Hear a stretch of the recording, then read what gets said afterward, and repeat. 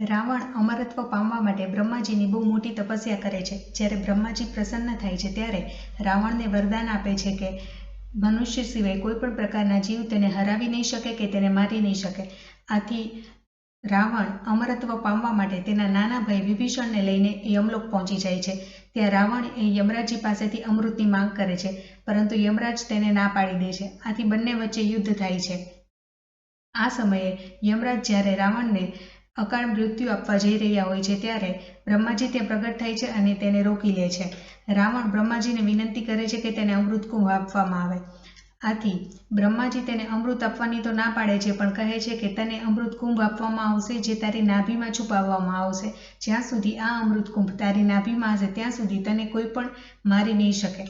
આ વાત વિભીષણને ખબર હોય છે, કારણ કે તે ત્યાં ઉપસ્થિત હોય છે. જ્યારે રામ રાવણનું યુદ્ધ થાય છે અને રાવણને હરાવવું મુશ્કેલ થાય છે, કારણ કે તે પુનઃજીવિત થઈ જતો હોય છે. આથી વિભીષણ આ રહસ્ય આવીને રામને કહે છે અને રામ રાવણની નાભી પર તીર છોડે છે અને રાવણનું મૃત્યુ થાય છે. આથી જ કહેવત પડી ઘર કા ભેદી લંકા થાય, મતલબ કે ઘરનો જ કોઈ વ્યક્તિ ઘરના રહસ્યને બહારના કોઈ વ્યક્તિને જણાવી દે છે અને બહારના લોકો એનો ફાયદો ઉઠાવે છે.